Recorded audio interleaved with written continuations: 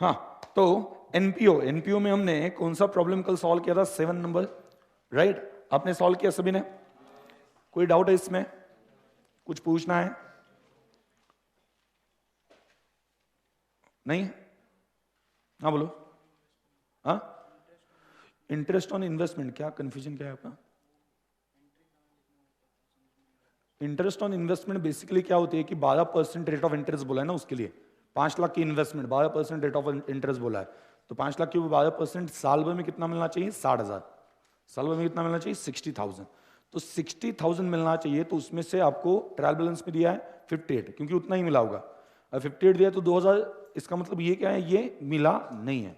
तो अगर मिला नहीं है तो इसका मतलब क्या कहेंगे हम? ये इस साल का इंटरेस्ट है, इनकम, तो इस साल की इनकम में दिखाएंगे इनकम साइड पे, और ये मिलने वाला है, इस वजह से आपकी क्या है? एसेट है, तो एसेट साइड पे दिखा दोगे।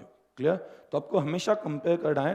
कंपेयर क्या करना है? जितना आपको रिसीव हुआ है और जितना रिसीव होना चाहिए था, तो उसके बीच में जो डिफरेंस है वो आपको क्या मिल जाता है? रिसीवेबल, कि जितना ड्यू है बट मिला नहीं है, तो उसके हम 2 इफेक्ट्स दे देंगे।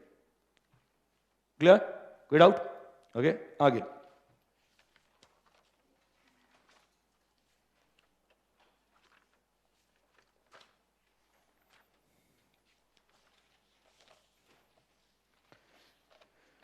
और कुछ डाउट? कोई आखिरी शक? नहीं? क्वेश्चन नंबर 7 का बोल रहा हूं मैं, कुछ पूछना है? नहीं बिल्कुल भी। चलो क्वेश्चन नंबर 8 पे आ जाओ। From the following balances and particular of republic college prepare income and expenditure account for the year ended March 2016 and a balance sheet as on the date. उसी दिन की बैलेंस शीट बनानी है। तो देखना यहाँ पे एडजस्टमेंट्स देखो क्या बताया? Material and supplies consumed teaching के लिए, रिसर्च के लिए, स्टूडेंट वेलफेयर और गेम्स और स्पोर्ट्स, इसके लिए कुछ दिया है क्या? देखो ट्रायल बैलेंस में, मतलब ये जो कंज्यूम किया उसके अगेंस्ट कुछ रिसीट्स दिए क्या? स्पेसिफिक ऐसा कुछ बोला है क्या रिसीट्स में?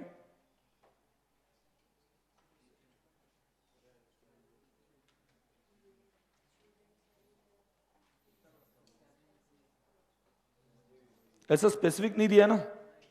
ठीक है, तो ठीक है, कोई बात नहीं। आगे, tuition fee receivable from government for backward class scholars. तो ट्यूशन फी रिसीवेबल है क्या? ऊपर कोई आइटम ऐसा? कितना? कहां पे? 8 लाख ट्यूशन फीस।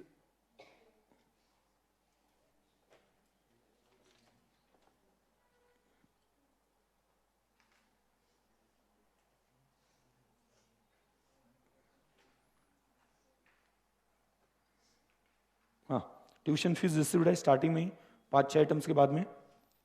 आगे, stores selling prices are fix to give a net profit of 10% on selling price. आप कितना प्रॉफिट कमाते हो? 10% प्रॉफिट कमाते हो। आगे, depreciation is provided on straight line basis at the following rate. Building 5%, building को टिक करो। आगे, plant and machinery 10%, furniture 10%, motor vehicle कितना? 20%।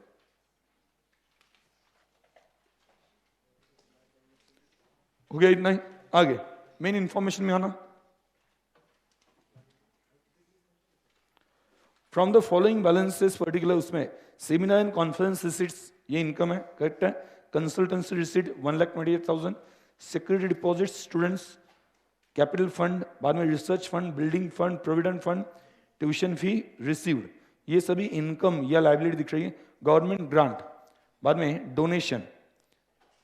आगे interest and dividend on investment, hostel room rent, mess receipt and college stores and sales, outstanding expenses, stock of stores and supplies, purchases stores and supplies, salaries, teaching, research, scholarship, सभी वहां पे information दी है। देखो इसमें तो हमने adjustment टिक करके रखे बराबर। तो चलो आगे क्या बनाने के लिए बोला है?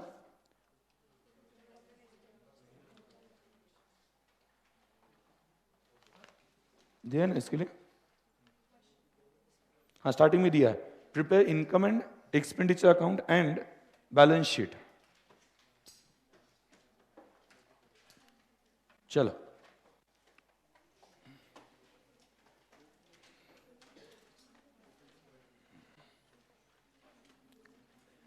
बनाओ फटाफट, income and expenditure account and balance sheet.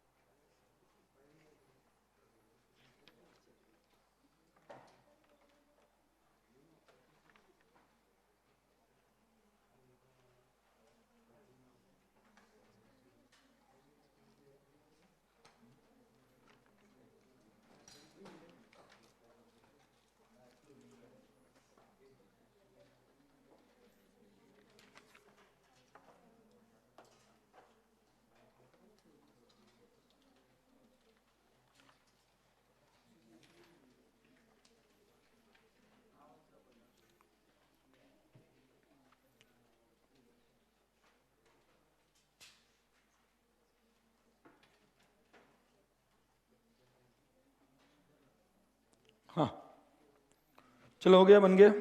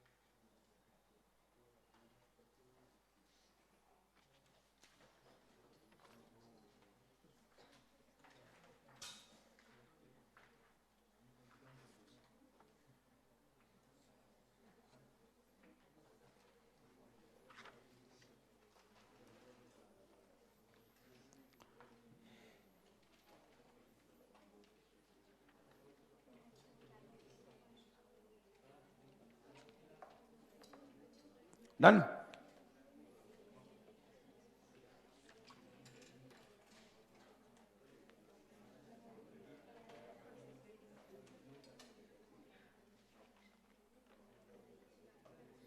बोलो।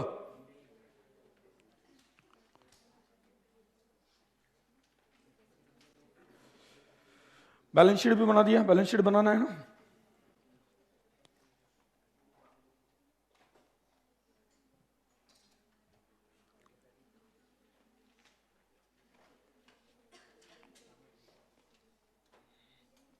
पहला क्या आइटम कौन सा है? पहला first one seminar receipt. Okay, तो सेमिनार रिसीट ये आपके लिए इनकम है, एक्सपेंसेस है, लायबिलिटी एसेट। इनकम, कोई एडजस्टमेंट है इसके ऊपर? नहीं। स्ट्रेट फॉरवर्ड कहां पे जाएगा?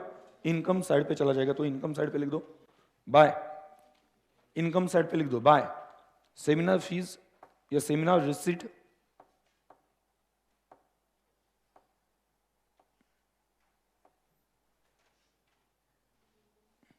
कितना है सेमिनार? 4,80,000। इसके ऊपर कुछ सेमिनार के खर्चे के स्पेसिफिकली देख लो है। सेमिनार एक्सपेंसेस कितने हैं? 4,50,000। तो आप क्या करो, ओके, उससे सिर्फ अमाउंट को इनर कॉलम में लिख देना। 4,00,000 कितना? 80,000 माइनस सेमिनार एक्सपेंसेस कितने हैं? क्योंकि हम स्पेसिफिक एक्सपेंसेस हो तो उसे एडजस्ट करके फाइनल अमाउंट लिख देते हैं, करेक्ट है? स्पेसिफिक एक्सपेंसेस हो तो माइनस कर देना।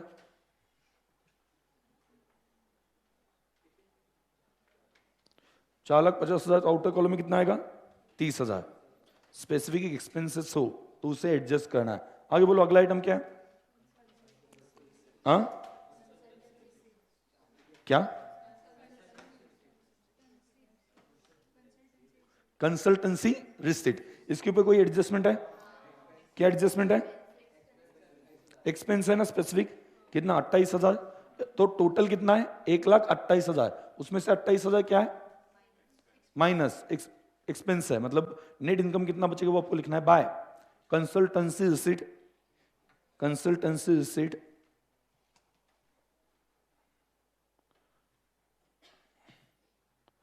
बाय कंसल्टेंसी रिसीट कितना? 1,28,000 माइनस, ऋण कॉलम में लिखना 1,28,000 माइनस कंसल्टेंसी एक्सपेंसेस, ये एक्सपेंसेस कितना? 28,000। आउटर में लिखना 1 लाख, आउटर में लिख देना 1 लाख। आगे बोलो। सिक्योरिटी डिपॉजिट्स, बराबर। सिक्योरिटी डिपॉजिट्स कौन सा? डेबिट है या क्रेडिट है? क्रेडिट है ना। ओके, क्रेडिट है मतलब लाइबिलिटी। लाइबिलिटी कब बनती है? किसी के पास से आपने पैसे लेके रखे हैं, ओके, कुछ काम नहीं किया, पैसे लेके रखे हैं, तो ये लाइबिलिटी बन जाती है। मैंने अगर किसी को सिक्योरिटी डिपॉजिट दिया होता तो ये मेरे लिए क्या बन जाती है? एसेट। एसेट मतलब क्या आ जाता है? Debit balance. समझ आया ना? तो सिक्योरिटी बैलेंस, सिक्योरिटी डिपॉजिट, ये डेबिट बैलेंस भी हो सकता है, क्रेडिट बैलेंस भी हो सकता है। तो चलो आगे, सिक्योरिटी डिपॉजिट मतलब कहां पे आ जाएगा? लाइबिलिटी साइड पे लिखो। लाइबिलिटी साइड पे 5-6 लाइन छोड़ के ही लिखना, बराबर ना। पहला कैपिटल फंड का आता है सिक्योरिटी डिपॉजिट, कितना है? 1,50,000। 1,50,000 डन। नेक्स्ट आगे क्या है? कैपिटल फंड डायरेक्टली दिया है, ओपनिंग बैलेंस शीट बनाने की जरूरत नहीं है, तो डायरेक्टली क्लोजिंग बैलेंस शीट में जाओ और इनर कॉलम में लिखो capital fund. Closing balance sheet में इनर कॉलम में लिखना कैपिटल फंड कितना है? 16,06,000। 16,06,000।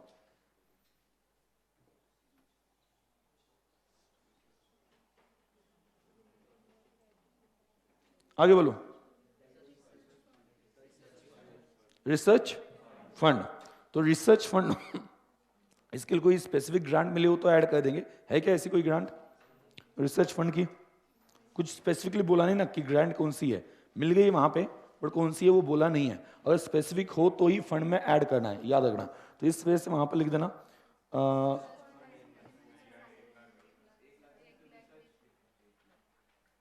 क्या बोल रहे हो? हाँ, फंड इन्वेस्टमेंट है, वो एसेट साइड पे, वो सेट ऑफ नहीं करना है, वो इनकम एंड एक्सपेंस नहीं है। ओके, क्या बोल रहे हैं? रिसर्च फंड ये लाइबिलिटी है, बराबर, और एसेट ये दोनों चीजें अलग है। हम इनकम के अगेंस्ट एक्सपेंस एडजस्ट करते हैं, बट लाइबिलिटी के अगेंस्ट एसेट्स एडजस्ट नहीं कर सकते। अगर ऐसा किया ना तो आपकी बैलेंस शीट जीरो हो जाएगी, क्योंकि लाइबिलिटी जितनी उतनी क्या है? एसेट है। अगर ऐसा आप करते बैठे तो उस केस में क्या हो जाएगा? लाइबिलिटी के अगेंस्ट अगर एडजस्ट करने लगे तो कुछ बचेगा ही नहीं, क्योंकि सभी जो है either it belongs to the owner और इट बिलोंग्स टू आउटसाइडर। पैसे आए कहां से? एसेट में जो पैसे लगे वो कहां से आ गए? ओनर से या बाहर से। तो अगर ये लाइबिलिटी के अगेंस्ट आप एडजस्ट करना स्टार्ट कर दो तो कोई वहां पे एसेट दिखाई नहीं देंगे, ना तो लाइबिलिटी दिखाई देगी। सिंपल बात है ना, लाइबिलिटी जितनी टोटल है उतनी एसेट की है, तो लाइबिलिटी और एसेट की टोटल सेम है। और अगर हम एडजस्ट करने लगे तो उस केस में सभी एसेट लाइबिलिटी के अगेंस्ट एडजस्ट हो जाएंगे और कुछ बचेगा ही नहीं। तो एसेट और लाइबिलिटी कभी एडजस्ट नहीं होता है, सिर्फ इनकम एंड एक्सपेंसेस एडजस्ट किए जाते हैं इस चैप्टर के लिए। समझ में आया? तो कभी ऐसा मत करना। तो यहां पे लिख देना एसेट साइड पे, सॉरी लाइबिलिटी साइड पे क्या है? रिसर्च फंड कितना? 8 लाख। 8 लाख। आगे बोलो। चलो अगला क्या है? Building fund. उसके ऊपर कुछ है? कोई स्पेसिफिक डोनेशन या स्पेसिफिक ग्रांट मिला हो?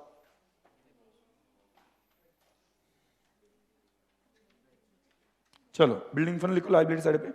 बिल्डिंग फंड कितना? 25 लाख। कितना है? 25 लाख। आगे बोलो। अगला आइटम कौन सा है? Provident fund. प्रोविडेंट फंड इसके ऊपर भी कोई एडजस्टमेंट नहीं है, तो लिखो प्रोविडेंट फंड। उस वहीं पे लाइबिलिटी साइड पे प्रोविडेंट फंड। एम्प्लॉयज को रिटायरमेंट के टाइम पे कुछ पैसा देना हो उसके लिए प्रोविडेंट फंड बनाया जाता है।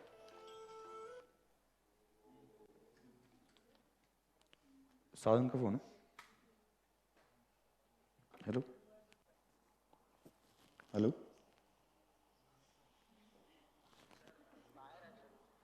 तू है क्या?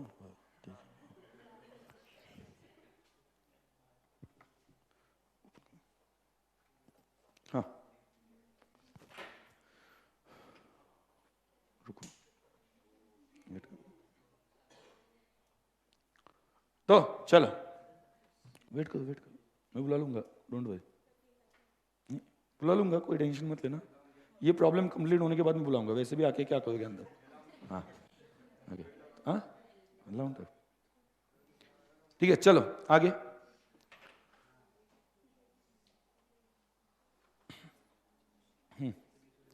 अगर आपको मतलब सच में लग रहा है कि ये मॉर्निंग वाला टाइम जो है वो टाइम वेस्ट करता है, तो मैं आफ्टरनून में शिफ्ट करता हूँ। मुझे भी सुबह सुबह सिया को मिले बिना आना अच्छा नहीं लगता, मतलब ओके, क्योंकि मुझे उसे मिल के आना ही कभी भी अच्छा लगता है। तो जब मैं निकलता हूँ सब जब भी 7 बजे, तो उससे मिलता नहीं हूँ। तो मुझे भी लगता है कि ठीक है, स्टूडेंट्स को ये टाइमिंग अगर ठीक नहीं लगता तो ठीक है, आफ्टरनून में मुझे कोई प्रॉब्लम नहीं, कभी तो भी पढ़ाना है। और मेरी एनर्जी इससे भी ज़्यादा आफ्टरनून में रहती है, शायद से आपने ये देखा ही है। ठीक है, आफ्टरनून में मैं ज़्यादा एनर्जेटिक रहता हूँ, पढ़ाता वही हूँ बट वहाँ पे बहुत क्रिएटिव बन जाता हूँ आफ्टरनून में। ठीक है, आफ्टरनून या 9 बजे के बाद में, आई डोंट नो व्हाई। ठीक है, तो आप बोल दो तो वहाँ पे इमीडिएटली शिफ्ट कर देता हूँ कल से। इट डजेंट मैटर आपके एग्जाम कब है और पढ़ाई के लिए टाइम मिल रहा है नहीं मिल रहा है। ठीक है, तो ये सभी आपके लिए चल रहा है। लगते वक्त आपको लग रहा हो कि आप नींद सेक्रीफाइस करो, बट एक्चुअली रियलिटी है नींद मैं सेक्रीफाइस कर रहा हूँ, क्योंकि मुझे 1, 1:30, 2, ढाई, कल 2:30 बज गए सोने के लिए, फिर भी सुबह मैं टाइम पे क्लास पे हूँ। बराबर, तो उस केस में मैं भी वहाँ पे क्या है कि ये चीज़ें कर रहा हूँ, ऐसा नहीं कि मतलब आप ही करो। क्लियर? तो अपना टाइमिंग जो है वो आफ्टरनून का मुझे पता है, बट अगर आफ्टरनून में रखा तो कितना टाइम, 7-8 बजे आप घर पहुँचते हो, 9 बज जाते हैं कभी कभी। ये स्टूडेंट नहीं बोला, इस वजह से हमने डिसाइड किया, इसके लिए प्रॉपर मीटिंग हो गई थी। ठीक है, तो सुबह जल्दी कौन ले सकता है इतना, तो मैंने बोला कि ठीक है, अगर कोई अदर नहीं है तो मैं ले लेता हूँ। ठीक है, तो ये ऐसा वहाँ पे डिसाइड हो गया था। क्लियर? तो ये बात आप अगर बोल दो कि नहीं सर आफ्टरनून पे शिफ्ट कर दो, तो कोई प्रॉब्लम मुझे वैसे नहीं है। क्लियर? अल्टीमेटली 2 घंटा टाइम स्पेंड करना ही है, मतलब क्या है कि पढ़ाना ही है। ठीक है, तो उस केस में मॉर्निंग क्या और आफ्टरनून क्या मुझे कुछ फर्क वहाँ पे नहीं पड़ेगा। क्लियर? बट इससे डेफिनेटली मुझे लगता है कि अगर आपको समझ में आ रहा है कि क्या क्यों रखा है मॉर्निंग में, अगर आज तक समझ पाए हो, ठीक है, तो आपको आफ्टरनून में टाइम शायद से मिल रहा होगा। जितना जितना लेट पहुंचते थे, आप वैसे भी सुबह 9 बजे निकलते थे, 8:30 बजे, तो पढ़ के नहीं निकलते थे, सिंपल बात है। मॉर्निंग वाला स्लॉट जो है कभी पढ़ते ही नहीं थे, तो मॉर्निंग वाले स्लॉट में क्लासेस हो जाए तो अच्छी बात है ना, कि जहाँ पे पढ़ाई नहीं होती वहाँ पे क्लासेस हो जाए। तो हमें आगे 2 घंटे का टाइम एक्स्ट्रा मिल रहा है जहाँ पे हम पढ़ाई कर सकते हैं, पॉसिबिलिटी। अभी पढ़ाई करोगे नहीं करोगे ये अलग बात है, but what we are trying कि नहीं, मतलब वहाँ पे आपको टाइम तो अवेलेबल करके दिया जाए, जो स्लॉट आपका वेस्ट होता है वहाँ पे क्लास ले लो। ठीक है, ये सिंपल बात है। और आप कैसा है कि चलो 9 बजे जाना है तो 7:30 बजे उठते हैं, 7:45 बजे उठते हैं, ऐसे टाइप का हो जाता है। तो हम क्या है कि थोड़ा सा जल्दी भी उठने की कोशिश करते हैं, तो टाइम बचता है। क्लियर? और टाइम आगे जाके आपको इवनिंग में मिल जाता है अगर आप टाइम यूज करो तो। क्लियर? तो कैसा, मॉर्निंग रखना है या आफ्टरनून? मॉर्निंग ही ठीक रहेगा। ठीक है, पहले मैंने बोला था कि नहीं मॉर्निंग में लेना ज़्यादा सही होगा, उस वक्त कुछ स्टूडेंट्स बोल रहे थे, बट उसका हमें इंपॉर्टेंस पता है क्योंकि इतने साल से क्लास लिया है। ठीक है, क्लास ले तो पता है कि अगर मॉर्निंग में शिफ्ट कर दिया तो उसका आपको बेनिफिट क्या मिलेगा। ठीक है, मतलब लिटरली घर का सिचुएशन बोलता हूँ, ये मेरी पर्सनल प्रॉब्लम है। ठीक है, कि सिया उठने के बाद में रोती है कि मैं कहाँ पे हूँ। ठीक है, हर रोज रोती है क्योंकि उसे भी आदत पड़ गई कि नहीं डेली उठने के बाद में वहाँ पे पहले मेरे पास वो आके बैठती, तो उसे भी आदत है। ठीक है, तो मुझे भी लगता है कि ठीक है, बट आफ्टरनून में रखा तो भी कोई प्रॉब्लम नहीं है, मुझे पर्सनली कोई प्रॉब्लम नहीं। ठीक है, लेकिन अगर मॉर्निंग में ले जाओ ना तो टाइमिंग पे आ जाओ, क्योंकि वहाँ पे आधे से ज़्यादा अगर 10-10 स्टूडेंट क्लास में आके बैठे हैं तो क्लास कैसे स्टार्ट करूँगा मैं। ओके, और क्लास स्टार्ट करने के उस वक्त सेंस क्या बनता है, ये वहाँ पे बात है। ठीक है, तो आपको लगेगा कि मैं थोड़ा सा वहाँ पे यही स्ट्रिक्ट बन रहा हूँ, ऐसे खड़े खड़े रहने के लिए बोल रहा हूँ ये वो, बट वहाँ पे कोई ऑप्शन नहीं। रिजल्ट लाना हो तो आपको भी डेडिकेटेड रहना पड़ेगा, मुझे भी रहना पड़ेगा, सिंपल बात है। ठीक है, मतलब ये आपको मेरे साइड से, जैसे कि फॉर एग्जांपल मैंने आपको बोला था मेरे ACCA के एग्जाम कंप्लीट होने के बाद में हम प्रैक्टिस सेशन लेते हैं, बट अभी आपको पता होगा सैफिनाज मैम 15 तारीख तक ही है, तो उन्होंने मुझे बोला कि ठीक है सर 15 तारीख तक ही हूँ मैं, तब तक मैं ले लेती हूँ, 15 के बाद में वैसे भी करण सर नहीं है और मैडम भी नहीं है, तो उस वक्त मुझे टाइम मिलने वाला है। तो ये इंटरनली सब कुछ प्लान होता है कि कौन से टाइम पे कौन लेगा। ठीक है, तो जल्दबाजी करने की कोई जरूरत नहीं, सभी चीज़ें रिवाइज आपकी करके प्रॉपरली हो जाएगी। क्लियर? कुछ स्टूडेंट्स वहाँ पे उसके ऊपर पीछे से कुछ तो भी बोल देते हैं। ओके, तो उनको मैं स्पेसिफिकली बोलना चाहूँगा कि हम आपसे ज़्यादा कमिटेड है। ठीक है, आप जितने पढ़ाई के लिए कमिटेड नहीं उतना हम पढ़ाने के लिए कमिटेड है। ठीक है, ये आप कितने भी बार चेक कर सकते हो, आप एक बार थक जाओगे पढ़ पढ़ के या बैठ के, और टीचर कभी नहीं थकेगा। ठीक है, तो वहाँ पे क्या है कि कुछ भी वहाँ पे क्या है कि चीजें सुनने को मिलती है डायरेक्टली इनडायरेक्टली, ठीक है, तो वो गलत बात है। क्लियर? कोई भी टीचर आपके लिए आपसे ज्यादा कमिटेड है, इतना ही मैं बोलता हूँ, ठीक है। कोई भी टीचर, मतलब मैं मेरी बात नहीं बोल रहा हूँ, ठीक है, यहाँ पे जितने टीचर है वो आपसे ज्यादा आपके लिए कमिटेड है, आपसे ज्यादा चाहते हैं कि आप पास हो जाओ। क्लियर? रिवीजन लेना, ओके, ये एडिशनल चीजें हम खुद कमिट कर रहे हैं, खुद ही बोल रहे हैं ना कि हम रिवीजन ले लेंगे, ठीक है, हम प्रैक्टिस सेशन ले लेंगे, सभी चीजें हम खुद ही बोल रहे हैं। आपको बोलने की जरूरत पड़ रही है क्या? नहीं, मैंने खुद ही बोला कि एक बार मेरे एग्जाम होने दो, उसके बाद में प्रैक्टिस सेशन लेना है, बराबर। और उस वक्त मैंने बोला था कि प्रैक्टिस सेशन लूंगा तो उसमें बहुत सारी केस स्टडीज भी ले लूंगा, ठीक है। और टीचर को पता होता है कि कौन से चैप्टर के लिए कितना टाइम देना है, ठीक है। अगर मैं कंपनी अकाउंट्स भी 5 दिन में पढ़ा रहा हूं, ठीक है, एंड बीआरएस भी 5 दिन पढ़ा रहा हूं, तो किसके साथ नाइंसाफी होगी? कंपनी अकाउंट्स के साथ। क्लियर? तो टीचर को पता होता है कौन से चीज के साथ क्या मतलब क्या है, कि कैसे डील करना है, उसके लिए वेटेज कितना आता है, या कितना बड़ा वो चैप्टर है, कितने चांसेस है उसके आने के, उसके ऊपर डील। कंपनी अकाउंट्स पता है कि हर बार आता है, और ये चैप्टर ऐसा है कि आपने से किसी ने, मतलब 99% स्टूडेंट ने तो ठीक से पढ़ा नहीं, ये ऑप्शन में डाल दिया, मतलब 12th में ऑप्शन में डाल दिया, ठीक है। तो मुझे पता होता है कि आगे इसके लिए टाइम लगने वाला है, इसे टाइम देना ही है। मतलब कंपनी अकाउंट्स का आप मैंने पढ़ाने के बाद में किसी से भी जाके पूछ लो, कहीं पे भी क्लास करो, ठीक है, तो वो बोलेंगे शायद से कंपनी अकाउंट हम ऑप्शन में डालेंगे, बट आप उस वक्त बोलो कि हम कंपनी अकाउंट सॉल्व करके आएंगे, ठीक है। इतना कॉन्फिडेंस के साथ बोलता हूँ, इतने साल से पढ़ा रहा हूँ, इतने स्टूडेंट्स को पढ़ा है, कंपनी अकाउंट्स पढ़ाने के बाद में कोई भी मेरा स्टूडेंट जो रेगुलर है क्लास में, वो कभी ऑप्शन पे नहीं छोड़ता, ठीक, कभी भी नहीं छोड़ा है आज तक ऑप्शन में। तो उल्टा बाकी स्टूडेंट को जाके बोलते कि नहीं सर ने ऐसा कंपनी अकाउंट्स पढ़ा दिया कि अभी वो कोई टेंशन नहीं उसका, वो तो बाय हार्ट हो गया। तो कौन से चैप्टर के लिए कौन सा टाइम देना है, ओके, वो ऑब्वियसली मुझे पता चलता है। हमने वहां पे ऑब्वियसली बात है कि जब स्टार्ट किया कॉन्ट्रैक्ट के लिए बहुत टाइम दिया, क्योंकि कॉन्ट्रैक्ट देना ही चाहिए, कॉन्ट्रैक्ट इतना बड़ा है, उसके लिए टाइम देना चाहिए। सेल ऑफ गुड साइड देना ही चाहिए। पार्टनरशिप स्ट्रेट फॉरवर्ड रूल्स है कि प्रॉफिट आ गया दोनों में बांट दो। आपको सभी बातें याद है क्या? सीक्रेट प्रॉफिट क्या होता है? सेम बिजनेस से अर्न किया तो क्या करना चाहिए? सीक्रेट प्रॉफिट सेम बिजनेस से अर्न किया तो क्या शेयर करना चाहिए, और सेम बिजनेस से अर्न नहीं किया तो उसमें भी एग्रीमेंट बनाई क्या? अगर नहीं बनाई तो कमा सकते हैं ना, यस। और एग्रीमेंट नहीं बनाई, सॉरी एग्रीमेंट बनाई है कि नहीं आप नहीं कर सकते सेम बिजनेस, तो प्रॉफिट शेयर या डैमेजेस? डैमेजेस। याद आया ना, मतलब मैं तो रैंडम कुछ तो भी उठा लिया मैंने, ठीक है, समझ में आया? मतलब आपको नोटिस देनी पड़ती है, पब्लिक नोटिस जाते वक्त। पब्लिक नोटिस कैसे देनी पड़ती है, याद है क्या? कहां पे? लीडिंग न्यूज़पेपर जो सर्कुलेट होता है कहां पे? पूरे डिस्ट्रिक्ट में। और कौन से लैंग्वेज का होना चाहिए? लोकल, मतलब वर्नाक्युलर लैंग्वेज, बराबर। ये रैंडमली मैं पूछ रहा हूं, आप बोल रहे हो, इसका मतलब कहीं पे भी कुछ गलती नहीं है, बराबर। और रही बात प्रैक्टिस सेशन की, वो तो मैंने आपको कमिट किया ही है कि वो तो लेने ही वाला हूं, ठीक है। बट एक पर्टिकुलर वहां पे एक सिलेबस खत्म हो जाए, जैसे कि फॉर एग्जांपल शायद से आपका बीसीआई बीसी कुछ तो भी होने वाला है, ठीक है, आपका भी टेंशन कम हो जाता है, वो टीचर का भी टेंशन कम हो जाता है, और मैं ले रहा हूँ वो भी ले रहा हूँ, आपके ऊपर बर्डन बढ़ जाता है, बराबर। मतलब सुबह 7 बजे से 5 बजे तक आप यहीं पे हो, ऐसा हो जाता है। हाँ, एक बार पढ़ाई के लिए यहाँ पे हो एडिशनल तो ठीक है, बट क्लासेस करने के लिए यहाँ पे हो तो ये मतलब वहां पे थोड़ा सा ठीक नहीं है, समझ में आ गया? सो वंस अगेन, ठीक है, हम टीचर्स बहुत कमिटेड है आपके लिए। कोई भी टीचर यही बोलेगा तुमसे बोल दो, क्लियर, हम वो फिर से पढ़ा देंगे, ठीक है। और इतनी एक्सपेक्टेशन रखना कि आप क्लास में रेगुलर हो, छुट्टी मत लो, टाइम पे आ जाओ, ये मुझे नहीं लगता कि ये टीचर के भले के लिए चल रहा है, ठीक है। आप अगर इसमें डिफ्रेंशिएट करना स्टार्ट कर दो तो आपको लगेगा कि नहीं सर जो कर रहे हैं वो सही है, होना चाहिए। अगर सर बोल रहे 7:15 बजे तक आ जाओ, क्योंकि 7:15 बजे हमें कुछ तो भी नया स्टार्ट करना होता है। जो स्टूडेंट्स लेट आते हैं वो क्या करते हैं पता है क्या? मतलब मैं आपको बोलता हूँ, मैं क्यों इतना लेट आने के अगेंस्ट हूँ स्टूडेंट्स लेट आने के। जो लेट आते हैं ना, वो बैड इंप्रेशन या बैड वर्ड्स फैलाते हैं कि हम बैठ गए क्लास में लेकिन समझा नहीं।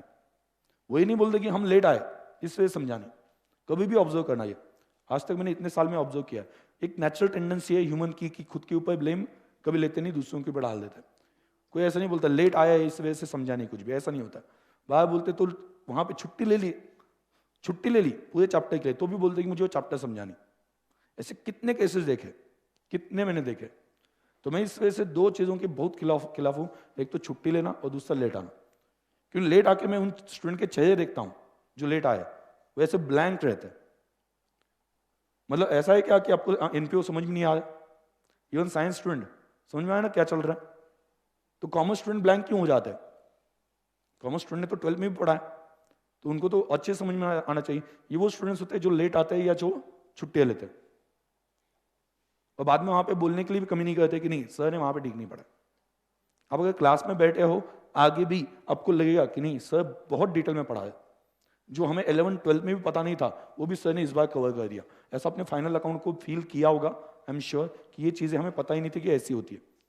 एनपीओ में भी बहुत सी चीजें आप सिर्फ फॉर्मेट, बहुत से स्टूडेंट फॉर्मेट याद रखते थे, ये यहाँ पे जाना चाहिए, यहाँ पे जाना चाहिए। आज आप कुछ लॉजिकली सोच रहे हो कि क्यों जाना चाहिए, ये ऐड क्यों होना चाहिए, ये लेस क्यों होना चाहिए, फॉर्मेट बहुत से केसेस में आपने याद किए थे, याद कर लो। ओके, मुझे लगता है 90% स्टूडेंट ने ऐसा किया होगा।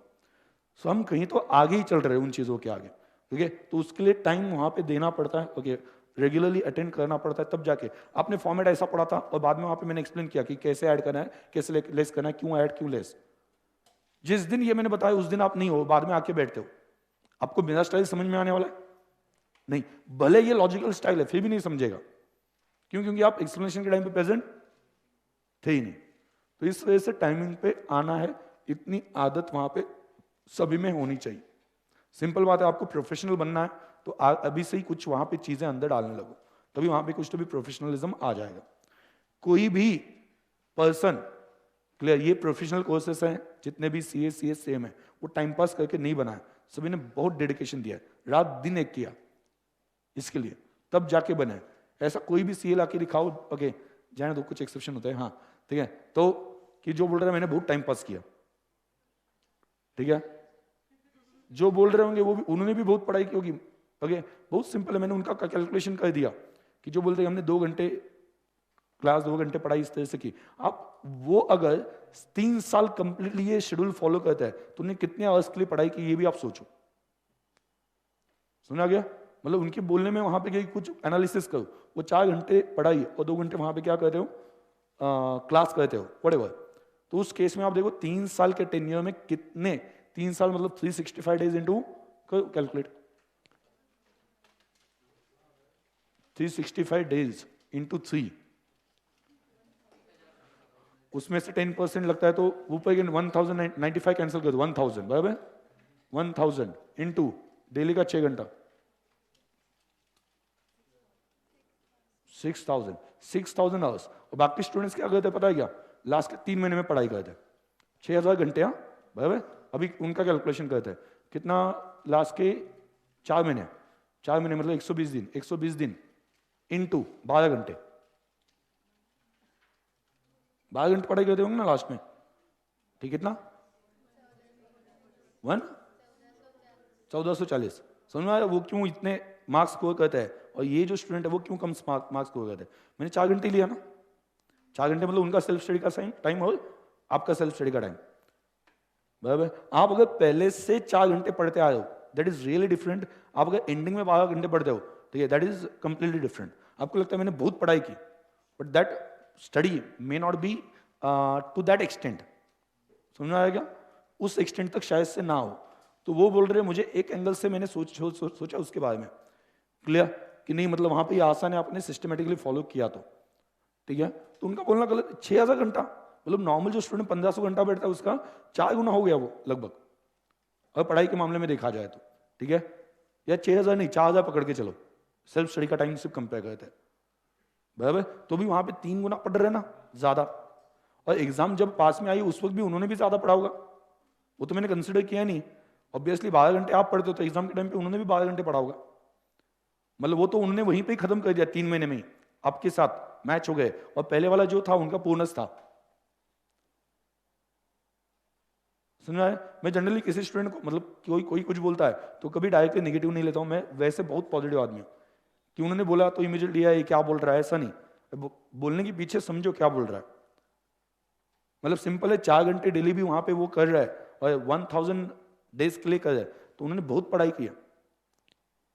समझ में आ रहा है? और पढ़ाई इतनी करने के बाद में वहां पे चीजें आसान लगती है, और लगनी ही चाहिए। आपने अगर इतने घंटे पढ़ाई की, आपको क्या लगता है आसान लगेगा या नहीं लगेगा? यस, सिंपल बात है, आप भी कर सकते हो, ठीक है। तो आपको सिर्फ सिस्टम समझना है कि नहीं, ओके ये पढ़ना, ओके शायद से आज मतलब क्या है कि एक स्टूडेंट मेरा जो है, पुराना स्टूडेंट जो है, मैंने आपको शायद से एक इंट्रोडक्शन दिया था कि बीच में बोलते बोलते कि उसे एक टीचर ने बोला था कि वो सीए कभी बन नहीं पाएगा, ओके।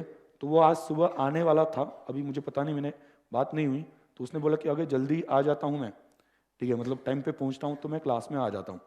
ठीक है, पुणे आने वाला था, अभी वो पुणे में नहीं है, उसने फॉर्म अपने बीड हो गया वो साइड पे वहाँ पे लगा दी। ठीक है, तो उसे तो क्लियरली बोला था सामने मुंह पे, जब वो सीपीटी के लिए इंक्वायरी करने आया था, तुम नहीं बनोगे। ठीक है, आप चाहो तो आप बन सकते हो। ठीक है, और उसके लिए मैंने बोला कि गाइडेंस ले लो। ओके, मैं खुद कॉन्फिडेंटली बोलता हूँ, मतलब ये ओवर कॉन्फिडेंस नहीं है। ठीक है, मैंने स्टूडेंट को स्टार्ट टू एंड तक गाइड किया, मतलब ऐसा नहीं है कि सिर्फ मैंने वहां पे सीपीटी के लिए गाइड किया, फाउंडेशन के लिए गाइड किया। जो स्टूडेंट्स कुछ है, आपके सामने एक टीचर एग्जाम्पल है बराबर, जिनको जो स्टार्ट टू एंड मेरे साथ कनेक्टेड थे, हर एग्जाम से पहले गाइडेंस लेते थे। ओके, ऐसा नहीं है कि मैं आपको सिर्फ वहां पे सीपीटी और फाउंडेशन की बात कर रहा हूँ। ठीक है, स्टार्ट टू एंड तक गाइडेंस की जरूरत पड़ती है। आप वहां पे क्या होता है, बहुत से स्टूडेंट्स ऐसे होते हैं, फाउंडेशन पास हो गया ना, इतना वो कॉन्फिडेंट हो जाते हैं कि हम तो सीए ही बन गए, और बाद में 5 साल उनका आईपीसीसी निकलता नहीं। ऐसे मेरे पास बहुत सारे एग्जाम्पल है। मैं तो बोलता हूँ, कोई अगर वो कॉन्फिडेंस दिखाया ना, ठीक है, देखते हैं तेरे एग्जाम के रिजल्ट के बाद में देखते हैं वो कॉन्फिडेंस कहाँ पे। इंटरमीडिएट बहुत आगे इन चीजों के, क्लियर। और आप जब अकेले चलते हो तो पता नहीं होता आगे क्या आने वाला है या कैसे करना है।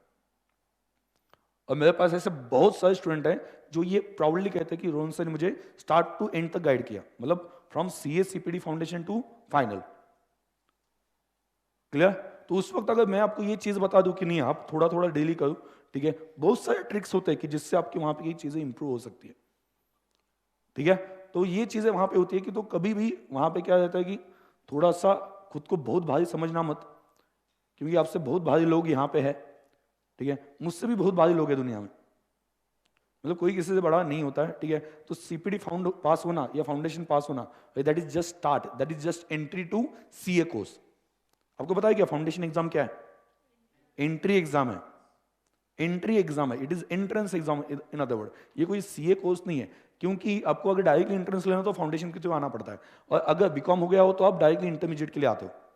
मतलब foundation is just entry exam, clear. तो एंट्री एग्जाम मेन एग्जाम से तो कभी भी वहां पे क्या है कि कंपेरेटिवली बहुत हद तक कम रहेगी, या उसका सिलेबस बहुत कम रहेगा। ठीक है, मतलब जब फाउंडेशन में स्टूडेंट्स ऐसा ओवर कॉन्फिडेंस दिखा देना तो मुझे ऐसी आती है, मतलब क्या किस बात का ओवर कॉन्फिडेंस? हम 2 डिग्री लेके बैठे हैं, फिर भी हम ऐसा कभी बोलते नहीं या ऐसा वहां पे दिखाते नहीं, ये आए कहां से? मतलब क्लियर। 1-2 अटेम्प्ट होने के बाद में मुझे आके डेफिनेटली मिलता है, सर आपने बोला था वो सही था, अभी नहीं निकल रहा है, क्या करूं? ठीक है, कुछ दिनों बाद वो चीजें उनको ही रियलाइज होती है, और ऐसा हो चुका है, ऐसा हर स्टूडेंट के साथ हो चुका है जो एटीट्यूड दिखा के गया फाउंडेशन के बाद में, कि फाउंडेशन पास होने के बाद में अलग ही आता है। ठीक है, कि क्या लगता है, मतलब पता नहीं, मतलब वो फीलिंग। ठीक है, सो हम आपको फाउंडेशन में इतना वहां पे ये डिसिप्लिन बोल रहा है, ये फाउंडेशन पास करने के लिए, यानी ये आपको आईपीसीसी फाइनल के लिए भी यूजफुल होने वाला है।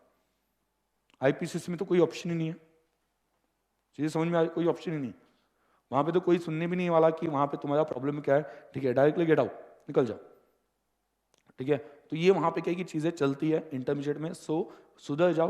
ओके, आप में से बहुत सारे स्टूडेंट्स रेगुलर है, नो डाउट, और बहुत सारे स्टूडेंट जो है वो डाउन टू अर्थ है। 10% ही क्राउड ऐसा वहां पे होता है कि जो बहुत भारी समझता है खुद को। ठीक है, तो 90% क्राउड जो है वो समझता है कि नहीं, टीचर अपने लिए सब कुछ है, और रिस्पेक्ट होता है उनको, क्लियर। 90% क्राउड ऐसा होता है, और आज तक मैं स्टूडेंट्स को बहुत मानता हूं, क्योंकि मेरे सबसे क्लोज फ्रेंड्स मतलब स्टूडेंट्स ही है, मतलब मेरे क्लोज फ्रेंड्स है ही नहीं, मेरे क्लोज फ्रेंड्स मतलब स्टूडेंट्स ही है। आज भी पहले बैच के स्टूडेंट जो है वो आज भी मुझे आके मिलते हैं, ठीक है, वही क्लोज फ्रेंड्स है, मतलब पार्टी करनी हो तो उनके साथ ही होती है। ठीक है, मेरा फ्रेंड ऐसा कुछ रहा ही नहीं, और मुझे जब प्रॉब्लम आई तो मेरे साथ फ्रेंड्स, मतलब फ्रेंड्स से ज्यादा स्टूडेंट्स ही खड़े रहे उस वक्त, जब भी कभी प्रॉब्लम रहा तो मैं स्टूडेंट्स को बहुत मानता हूँ।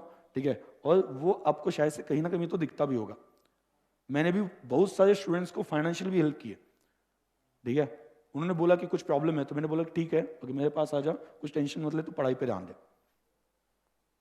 ठीक है, मतलब वो अगर दोनों आ गए तो उसमें से दूसरा जो है, उसे मैंने बोला था उनके आई थिंक कोई एक्सपायर हो गया, ऐसा कुछ तो भी वहां पे हो गया था। ठीक है, तो फाइनेंशियल प्रॉब्लम स्टार्ट हो गए। ठीक है, आई एम नॉट श्योर, बहुत दिनों पहले वाला बात है, तो उसे भी मैंने बोला था तो पढ़ाई पे ध्यान दे, पैसे का मुझे बता दे, जो भी प्रॉब्लम रहे हम मैनेज कर लेंगे। क्लियर। तो इतना कौन बोलता है स्टूडेंट के लिए, मतलब अगर प्रोफेशनल रिलेशन हो तो मैं तो ये बोलता ना कि तुम्हें फीस देनी है, फीस दे दो, बैठो, आपको क्या करना है वो करो, पढ़ा के हम चले गए। टिल द एंड साथ में कौन रहता है? मतलब up to final, final complete होने तक कौन साथ में, मैं दिखा सकता हूँ ऐसा कि नहीं मेरे स्टूडेंट जो है ये स्टूडेंट स्टार्ट टू एंड तक मेरे साथ है, रिलेशन एक बॉन्डिंग है, दैट रियली मैटर्स। क्योंकि आपको बार बार आप फीस एक बार भरते हो बट हमेशा के लिए गाइडेंस लेते रहते हो, वो तो दोस्ती के तौर पर या मतलब क्या है कि एक बॉन्डिंग रिलेशन के तौर पर ये चीजें वहां पे हो जाती, समझ में आ गया।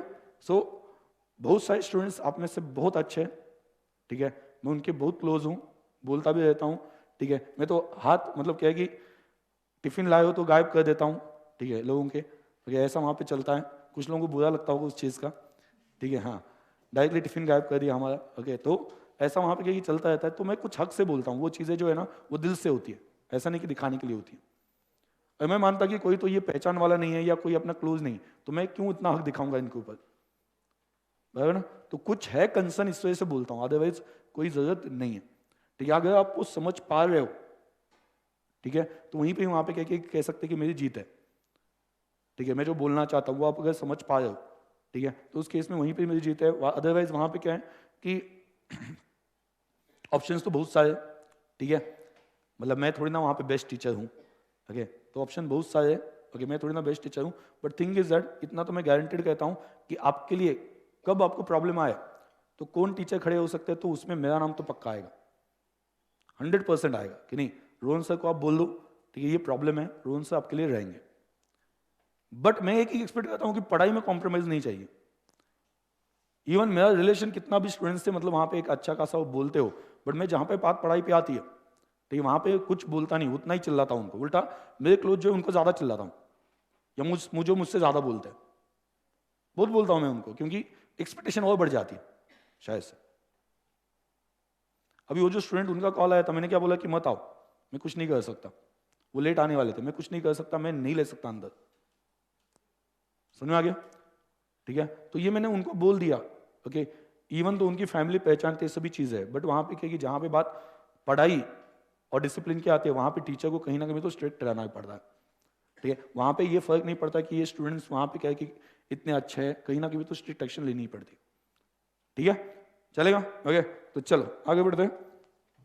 कभी कभी इमोशनल हो जाता हूँ, ठीक है, प्रवचन बंद कर देता हूँ मेरा, हाँ, तो चलो, इमोशंस है इस वजह से इमोशनल हो जाता हूँ, अगर नहीं होते तो पूरा छोड़ ही देता, क्या फर्क क्या पड़ता है, मैं पढ़ा के चला जाऊँ, ठीक है, कुछ तो भी आपके लिए इमोशंस है, इसलिए बोल रहा हूँ ये, इसलिए इमोशनल हो रहा हूँ, ठीक है, चलो आगे,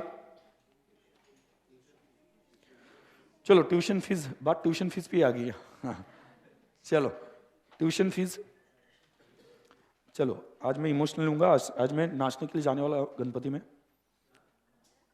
रास्ते ने बुलाया ना गणपति, हाँ मस्त नाचना है ना, हाँ हाँ ठीक है, वहां पे डीजे वगैरह लगाया है मस्त,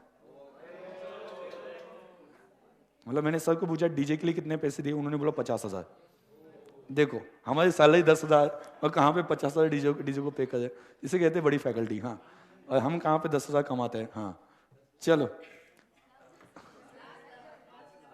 हम कहाँ 10,000 कमाते हैं, वो 50,000 डीजे के लिए देते हैं, सिर्फ डीजे के लिए, एक दिन डीजे के लिए, ऐसा कब बनेंगे हम क्या पता, ठीक है, चल आज बहुत बड़ी, क्या बोलते हैं कि वहाँ की वहाँ पे गणपति मतलब बिठाते हैं ना, ठीक है, राजसर बिठाते हैं उनके यहाँ पे, ठीक है, तो वो बहुत बड़ा मतलब उन्होंने एक रखा है डीजे वगैरह, ठीक है, तो आप लोग नाचना है ना, हाँ ठीक है, चलो आगे, चलो चलो टाइम है उसके लिए, रुको, हाँ हाँ, नहीं तो अभी से नाच रहे, ठीक है, जिनको लगता है ना मेरा डांस देखना है वहां पे आ जाओ, हाँ वहां पे मैं नाचूंगा, ऑब्वियस सी बात है, हाँ पास में ही है, कितना वहां पे, एक 10 मिनट का डिस्टेंस है यहाँ से, ठीक है, शास्त्री रोड पे 10 मिनट्स का डिस्टेंस है, हाँ आपके 11 बजे, 11:30 कुछ तो भी वहां पे 11:30 अप्रोक्सीमेटली, ठीक है, हाँ चलो, हाँ आगे बढ़ते हैं, चलो यार ध्यान दो, हाँ अभी खो गए अलग अलग दुनिया में, tuition and other fees, tuition and other fees, चलो कहाँ पे लिखोगे ट्यूशन एंड अदर फीस, क्या है एडजस्टमेंट है, क्या है, कितना रिसीवेबल 80,000 और पहले कितना है 8 लाख, तो 8,80,000 राइट। ठीक है, तो लिखो यहाँ पे by tuition fees, inner column में लिखना 8 lakh, by tuition fees 8 lakh, by tuition fees 8 lakh plus plus क्या बोलेंगे, tuition fees 8 lakh plus receivable 80,000, receivable 80,000 कितना हो जाएगा 8,80,000, कितना आ जाएगा 8,80,000। और रिसीवेबल का दूसरा इफेक्ट बराबर ना, एडजस्टमेंट है तो दूसरा इफेक्ट देना चाहिए, एडजस्टमेंट है ना, तो लिख देना वहां पे बैलेंस शीट में, कहां पे लिखोगे एसेट साइड पे, ट्यूशन फीस रिसीवेबल कितना है 80,000, ट्यूशन फीस रिसीवेबल कितना है 80,000, 80,000 लिखा,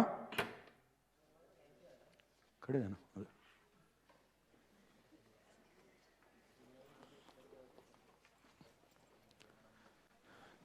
चलो खड़े रहना अंदर, आजा।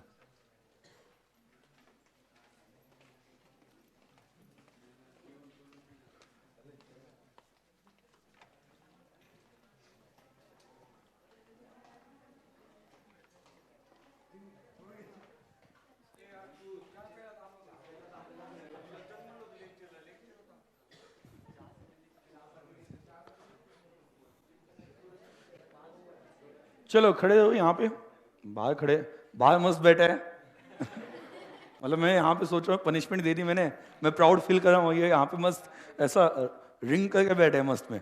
ठीक है, बोल काय चालू आहे तुझं, हाँ काय म्हणते ती, हाँ ऐसा टाइप का वहाँ पे चल रहा है, हाँ ती सध्या काय करते, हाँ तो चलो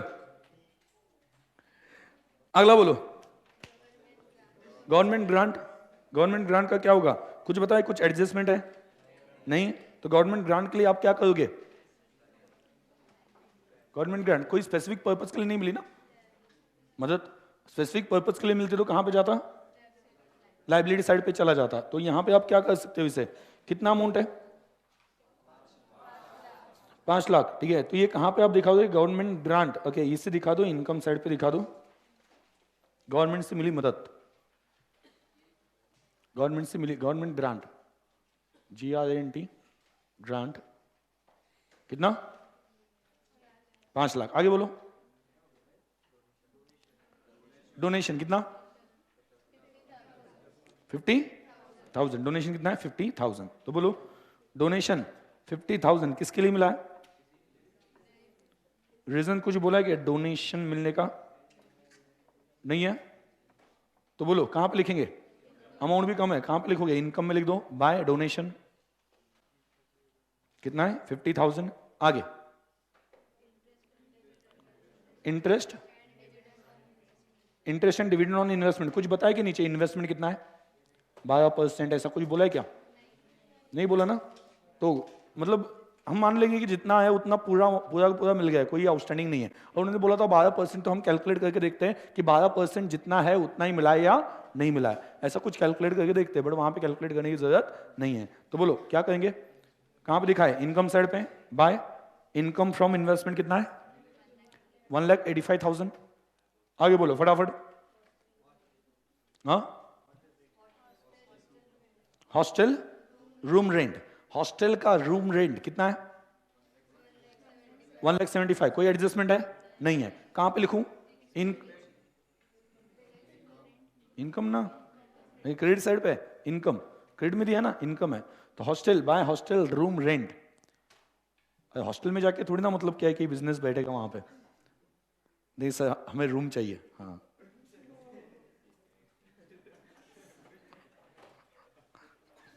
ठीक है, बिजनेस को रूम की क्या जरूरत है, हाँ ठीक है, ऑफिस रेंट हो सकता है बराबर ना, रूम की क्या जरूरत है, ऑफिस है ना अरे सभी काम ऑफिस में ही होते हैं ना, हाँ हाँ आज क्यों किसी भी बात पे हंसते हो, हाँ ठीक है चलो आगे,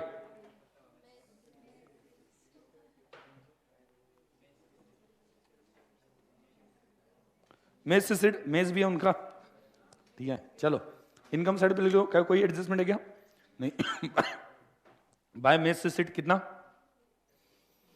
2 लाख। आगे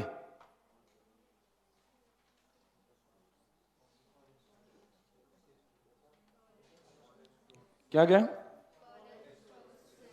कॉलेज स्टोर सेल्स कितना है कॉलेज स्टोर सेल 7,50,000 बट उन्होंने क्या बोला नीचे एडजस्टमेंट में क्यों उसमें से हमने सिर्फ 10% ही प्रॉफिट कमाया बराबर एडजस्टमेंट में दिया मतलब आपका इनकम जो है नेट ऑपरेशन से जो इनकम है वो कितना हो जाएगा 75,000 ही वहां पे आ जाएगा तो वहां पे कहां पे लिखोगे by profit on store sales income में by profit on store sales 7,50,000 into 10% कितना 75,000 आगे बोलो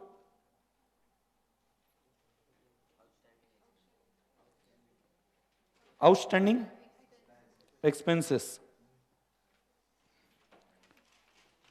बोलो आउटस्टैंडिंग एक्सपेंसेस उसका क्या लाइबिलिटी आउटस्टैंडिंग एक्सपेंसेस क्या है लाइबिलिटी एडजस्टमेंट में दिया ना तो एक ही इफेक्ट ना एडजस्टमेंट में है ना तो एक ही इफेक्ट सही ट्रायल बैलेंस में है मतलब एक ही इफेक्ट बराबर तो लिख देना लाइबिलिटी में आउटस्टैंडिंग एक्सपेंसेस कितना 2,25,000 आगे बोलो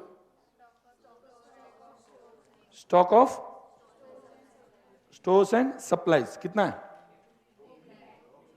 ओपनिंग है ना तो अभी आप देखो ओपनिंग अपने कितना opening plus purchase okay minus आपको क्या पता है क्लोजिंग पता है या कंज्यूम पता है कंज्यूम पता है समझ लो opening plus purchase minus consume पता है opening plus purchase minus closing नहीं opening plus purchase minus consume पता है तो अगर कंज्यूम पता है तो उससे क्या मिलेगा मेरे पास ओपनिंग आ गया परचेस मतलब इतना मेरे पास स्टॉक था उसमें से इतना यूज किया तो बचा क्या क्लोजिंग तो इससे हम क्लोजिंग निकाल सकते हैं बराबर तो ये निकाल ले चलो निकाल लेते हैं वर्किंग नोट से वर्किंग नोट 1 लिख देना वर्किंग नोट 1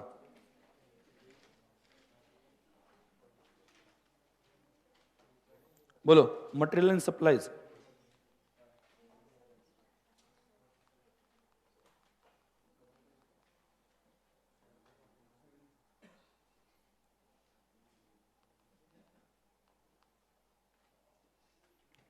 क्या लिखना है यहां पे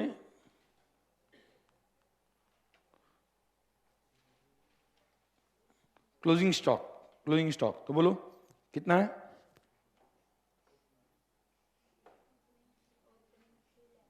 ओपनिंग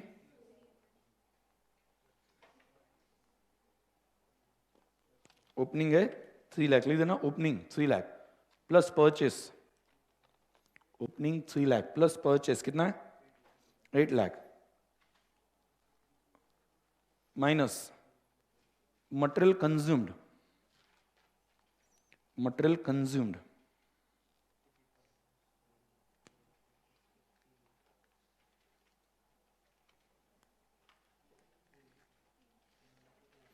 कितना है 3 लाख और देखो एडजस्टमेंट में कुछ है क्या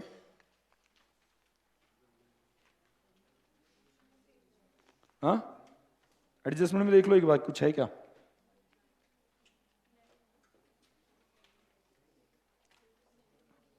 नहीं है ये 3 लाख कहां पर दिया है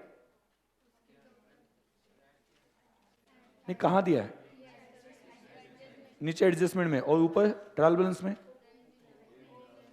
ओपनिंग है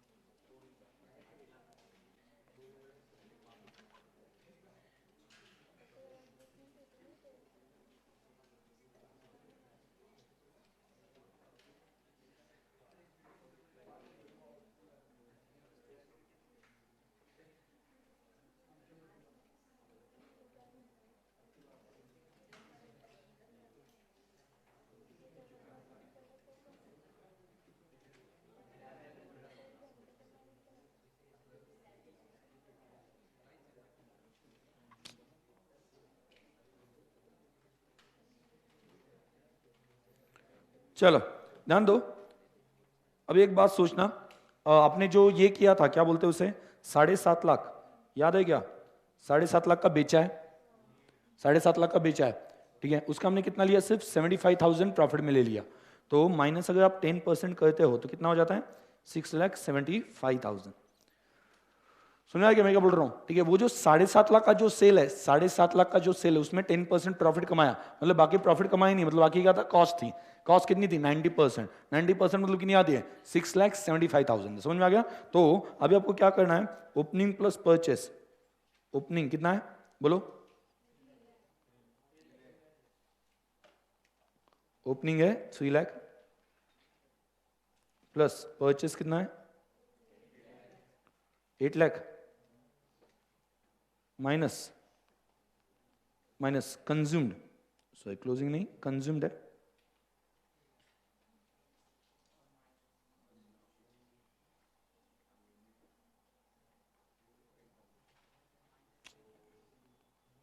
पेन को कुछ तो भी हुआ है, नया लेना पड़ेगा अभी। मुझे लगा बैटरी का है तो नई बैटरी भी लेके आया, मतलब पुराने बैटरीज चार्ज खत्म हो गया हुआ। ठीक, कंज्यूम कितना है? कंज्यूम में देखो 3 लाख, 3 लाख तो है ही, बराबर। तो 3 लाख लिख देना इनर कॉलम में, 3 लाख, और प्लस क्या लिखना है? हाँ, तो यहां पे 3 लाख लिखा इनर कॉलम में, और प्लस नीचे लिख देना,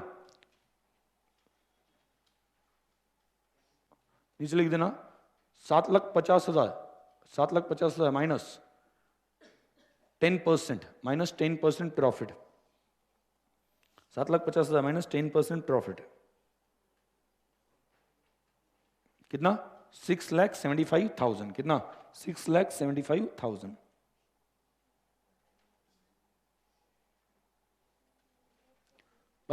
सभी ऐड करके उन्होंने बोला कि इतना कंज्यूम्ड, उन्होंने तो बोला, ठीक है। प्लस वहां पे एडिशनली ऊपर क्या दिया? अभी आपको देखो थोड़ा सा प्रॉब्लम लगना चाहिए कि 7.5 लाख का सेल जब हुआ तो 10% कमाया बोल रहे हैं, मतलब कितना? 75,000।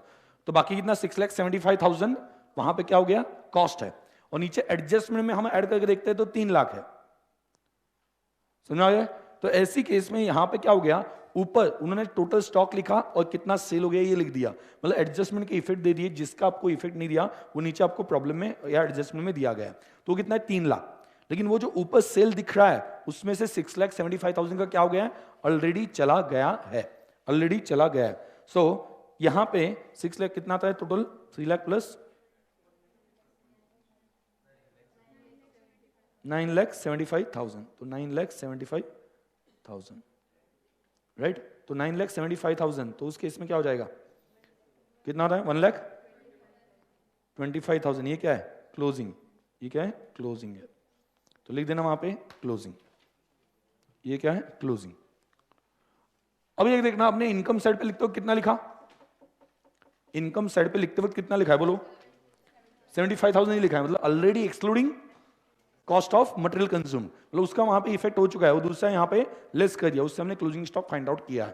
क्लियर? आगे लिख देना। तो ये क्लोजिंग कहां पे लिखेंगे? ओपनिंग और क्लोजिंग, ओपनिंग लिखने की जरूरत नहीं है, ओपनिंग बैलेंस शीट नहीं बनाना है, तो क्लोजिंग कहां पे लिखोगे? एसेट में। क्लोजिंग कहां पे लिखोगे? एसेट में। क्लोजिंग स्टॉक कितना? 1,25,000, वर्किंग नोट 1। आगे बोलो।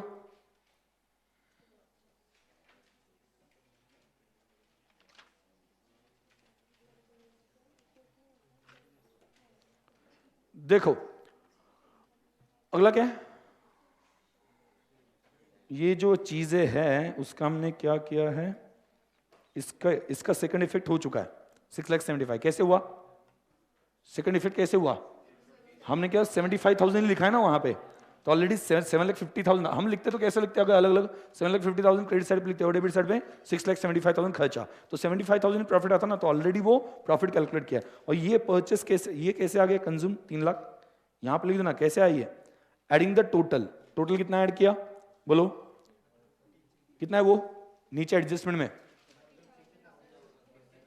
50,000 प्लस 1,50,000 प्लस 75,000 प्लस 25, तो इसका दूसरा इफेक्ट आया क्या? ये जो 3 लाख है उसका सेकंड इफेक्ट आया क्या? नहीं आया, उसका सेकंड इफेक्ट नहीं आया। समझा? कोई डाउट है? ये सेकंड इफेक्ट देना है, हम देंगे सेकंड इफेक्ट, याद रखना। अगर ये 6,75,000 का सेकंड इफेक्ट आ चुका है, समझा कैसे आ गया? यहां पे तो दिख रहा है। और दूसरा क्या, हमने जब प्रॉफिट दिखाया तो प्रॉफिट कितना दिखाया? 7,50,000 का 10%, मतलब वहां पे 6,75,000 माइनस हो चुका है, तो वो ऑलरेडी कॉस्ट कंज्यूम जो है वो एडजस्ट होके बताया। बट ये 3 लाख का सेकंड इफेक्ट देना बाकी है, तो वहां पे आप लिख देना ये 3 लाख कहां से आ गए, उसका सेकंड इफेक्ट बाकी है। सेकंड इफेक्ट कहां पे जाएगा? एक्सपेंडिचर साइड पे जाने वाला है, जाना चाहिए। क्लियर? तो चलो आगे आगे बढ़ते हैं, आगे बढ़ते हैं। चलो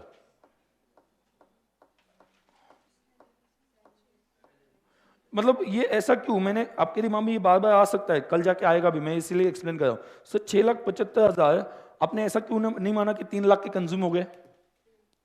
ऐसा क्यों माना कि 3 लाख जो है वो अनरिकॉर्डेड है? एडजस्टमेंट मिल गया, मतलब दोनों इफेक्ट पेंडिंग है, पहली बात तो। दूसरी बात क्या है कि जब 7,50,000 का 10% निकाला तो 75,000 आ गया, बाकी कितना बचा? 6,75,000। तो 3 लाख से मैच होता है? नहीं हो रहा, बराबर ना? मतलब वहां पे ऊपर जो सेल दिख रहा है वो रिकॉर्डेड जो गुड्स है उसका सेल दिख रहा है, जो अनरिकॉर्डेड कंजम्पशन है वो नीचे एडजस्टमेंट में दिया है, ये वहां पे बन जाता है। इस तरह से हम चल रहे हैं। क्लियर हो गया? तो चलो आगे, इसका सेकंड इफेक्ट देंगे, बट ये कैसे देना है पता है क्या? ये जो आइटम है पर्टिकुलर, जैसे आगे जाके क्या आने वाला है? स्पोर्ट्स एंड गेम एक्सपेंसेस आने वाले ना, है ना, आगे कैश में, तो उसके साथ दिखा देंगे कि उसके साथ मटेरियल भी चला गया। बाद में और कौन से खर्च है? नहीं मतलब ये स्पेसिफिक स्पोर्ट्स है, मटेरियल, बराबर, वेलफेयर है, बराबर, तो उसके लिए कुछ वहां पे खर्च किए, तो उसमें भी वेलफेयर के लिए भी कुछ मटेरियल गया ना, तो वहां पे हम लिख देंगे। ठीक है, तो चलो अगला आइटम बताओ मुझे। सैलरीज कहां पे कुछ एडजस्टमेंट है? एक्सपेंडिचर में लिखो टू सैलरीज, एडजस्टमेंट है क्या? कितना है सैलरीज? 8,50,000, कोई एडजस्टमेंट नहीं है। सैलरी 2 है ना, सैलरीज टीचिंग और रिसर्च,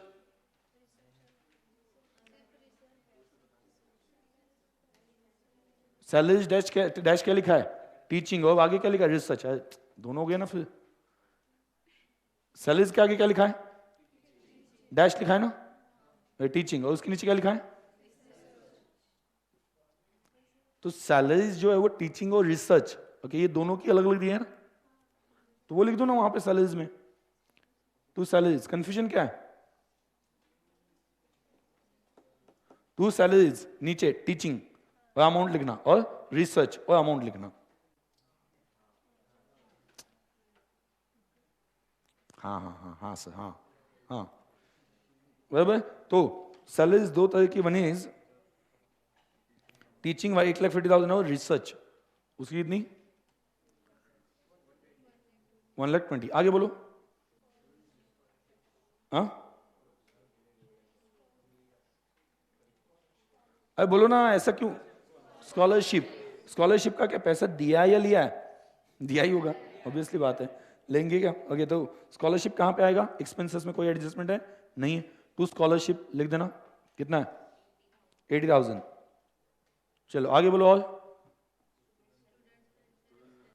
स्टूडेंट वेलफेयर एक्सपेंसेस, अभी देखो कैसे लिखना है। Student welfare expenses debit side पे, टू स्टूडेंट्स वेलफेयर एक्सपेंसेस, उसके नीचे कैश, कैश में कितने गए और मटेरियल में कितने गए? कैश, कैश कितना है? कैश कितना है?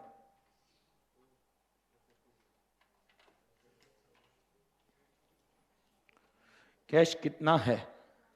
हाँ बोलो कितना है? अभी जो ट्रायल बैलेंस में दिख रहा है वो कितना है? इनर कॉलम में लिखना कितना?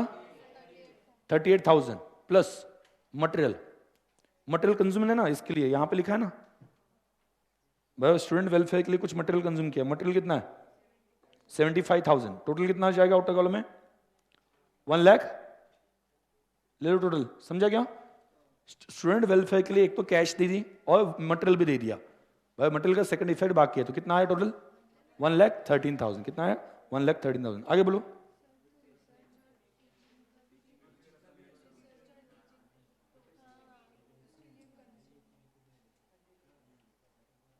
नहीं नहीं, सैलरीज था ना वो रिसर्च एंड टीचिंग, वो सैलरीज था। क्लियर? सैलरीज में कैसे ऐड करेंगे? ये जो है वो उस पर्टिकुलर चीजों के लिए खर्चा किया है एडिशनल। सैलरीज तो आइटम अलग से ही दिखाया जाता है, वो मटेरियल के साथ नहीं दिखाया जाता। बराबर? सैलरी ये आइटम अलग से ही दिखाया जाता है, इस वजह से अलग से दिखा दिया। अब ये क्या दिया है? उस पर्टिकुलर एक्टिविटी के लिए खर्च किया, तो उसमें कैश भी गई और मटेरियल भी गया। अगला क्या आइटम? Repairs and maintenance. बोलो, लिख दो, कोई एडजस्टमेंट है क्या? नहीं है। तो रिपेयर्स एंड मेंटेनेंस कितना? 1,12,000। रिपेयर्स एंड मेंटेनेंस कितना? 1,12,000। आगे बोलो। अब इसके लिए कुछ मटेरियल यूज किया है क्या? ये गेम्स एंड स्पोर्ट्स क्या लिखा है? गेम्स एंड स्पोर्ट्स इतना ही लिखा है, एक्सपेंस लिखा है ना, मतलब ये सैलरी नहीं है। तो गेम्स एंड स्पोर्ट्स एक्सपेंसेस में मटेरियल भी ऐड कर देंगे। बराबर? तो लिख देना to games and sports expense, to games and sports expense. उसके नीचे कैश, कैश कितना है? इनर कॉलम में लिखना 50,000। आगे मटेरियल 25,000। कितना आता है? 75,000। 75,000 लिखा। आगे मिसलेनियस एक्सपेंसेस, कोई एडजस्टमेंट है? नहीं है। लिख दो टू मिसलेनियस एक्सपेंसेस। कितना है? 65,000। आगे और क्या है? Research fund investment, asset side पे जाओ। रिसर्च फंड इन्वेस्टमेंट कितना? 8 लाख। आगे बोलो। अदर इन्वेस्टमेंट, वो कहां पे जाएगा? इन्वेस्ट एसेट साइड पे लिख दो। कितना है? 18,50,000 लिखा। और प्रोविडेंट फंड इन्वेस्टमेंट, वो भी एसेट साइड पे। कितना लिखा? 5,10,000। और बोलो, सब बढ़िया? आगे आगे आगे नेक्स्ट। सेमिनार एंड कॉन्फ्रेंस हो गया ना? आगे लैंड। अभी ये लैंड के ऊपर कोई डिप्रिसिएशन नहीं है ना? नहीं। लैंड एसेट साइड पे लिख दो पहले। लैंड कितना? 1 लाख। आगे बोलो। बिल्डिंग, अभी एक बिल्डिंग के ऊपर देखना, बिल्डिंग का डिप्रिसिएशन भी दिया है, ध्यान दो। यहां पे क्या होगा ठीक से समझो। ये कंसेप्ट क्या है बिल्डिंग का? मैंने आपको बोला था ना, प्रोविजन अगर बनाई जाती है डिप्रिसिएशन में, तो प्रोविजन का अकाउंट अलग बनता है और एसेट ओरिजिनल वैल्यू पे दिखाई देता है। याद है क्या? डिप्रिसिएशन में दो तरीके हैं। पहला क्या है? पहला क्या है? एसेट को क्रेडिट कर दो या फिर अलग अकाउंट में रख दो। अलग अकाउंट में रखने से क्या होगा? एसेट ओरिजिनल प्राइस पे दिखाई देगी, तो अलग अकाउंट में ऐड होता जाएगा। ऐसा प्रोविजन कुछ दिया है कि डिप्रिसिएशन का? ट्रायल बैलेंस में दिया है, एंडिंग में दिया है ना? बिल्डिंग का कितना है? 4,80,000। मतलब 4,80,000 डिप्रिसिएशन रिजर्व है, डिप्रिसिएशन प्रोविजन है। मतलब आज तक एसेट के ऊपर इतना डिप्रिसिएशन प्रोवाइड किया आज तक, और वो अलग अकाउंट में रखा गया, अलग अकाउंट में रखा गया है। मतलब आपकी जो बिल्डिंग है वो ओरिजिनल प्राइस पे दिख रही है। ओरिजिनल प्राइस कितनी है? 16 लाख। दो तरीके सबको याद है ना? याद है, मैंने बोला था जगह उनको बना के देनी है कि दोनों को अलग अलग, सब कुछ याद है ना? है ना? ये तो ऐसे केस में यहां पे क्या हो जाएगा कि आप ओरिजिनल वैल्यू के ऊपर 16 लाख के ऊपर 80,000 कैलकुलेट करोगे 5%। और अभी तक का डिप्रिसिएशन कितना है? 4,80,000 अभी तक का। मतलब ये जो रिकॉर्ड किया था आज तक अलग अकाउंट में, उसमें अलग अकाउंट में क्या दिख रहा है? 4,80,000। उसमें क्या हो जाएगा? इस साल का 80,000 क्रेडिट हो जाएगा, तो क्रेडिट बैलेंस बढ़ जाएगा। मतलब कितना हो जाएगा? 5,60,000। और ये 5,60,000 बैलेंस शीट में माइनस करके दिखाने हैं बिल्डिंग के नीचे। बिल्डिंग 16 लाख पे दिखाई देगी बैलेंस शीट में, बट कैसे दिखाएगा? बिल्डिंग 16 लाख माइनस आज तक का डिप्रिसिएशन कितना? 5,60,000। तो आज की वैल्यू क्या है? 10,40,000। कितना? 10,40,000। ऐसा वहां पे दिखाई देगा। तो उसके लिए वहां पे देखो, ये लिखो पहला provision for depreciation,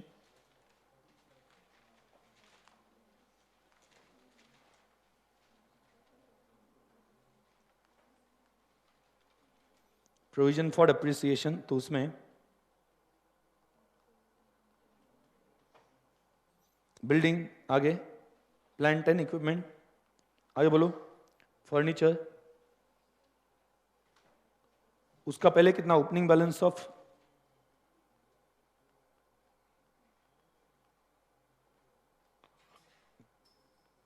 depreciation reserve, ये डेप्रिसिएशन रिजर्व की जगह पे प्रोविजन लिख दो, डेप्रिसिएशन प्रोविजन कितना है 4,80,000, बाद में कितना और प्लस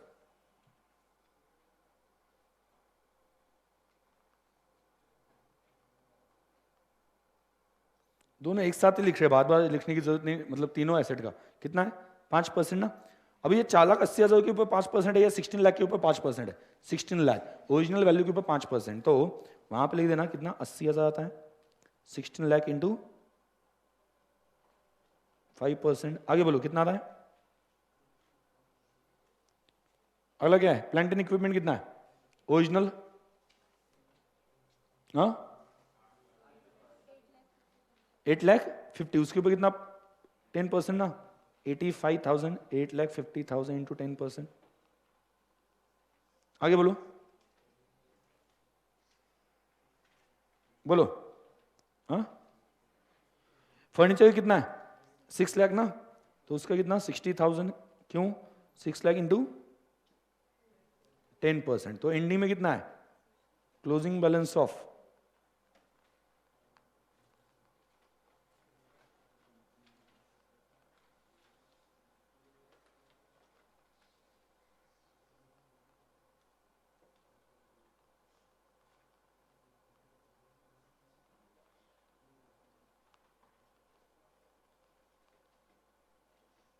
बोलो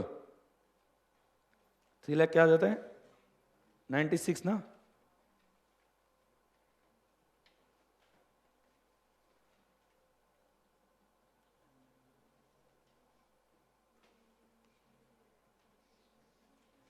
लिखो 3,96,000 लिखा।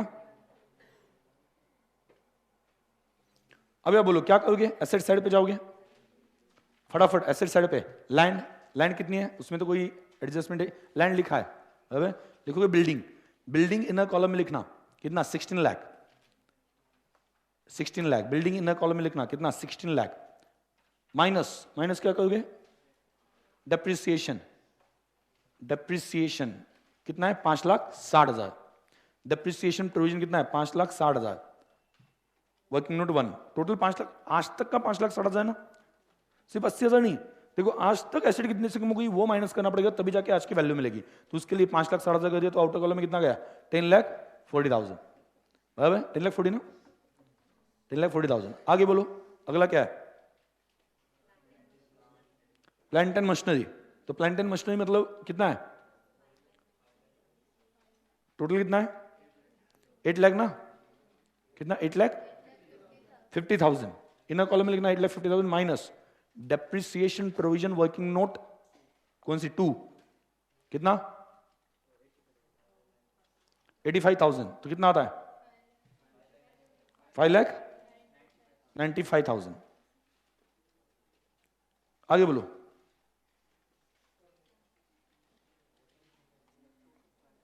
हाँ क्या हुआ 5,95,000 माइनस किया ना, ये देखो ना आज तक का डिप्रिसिएशन कितना आया 2,55,000 आउटर कॉलम में।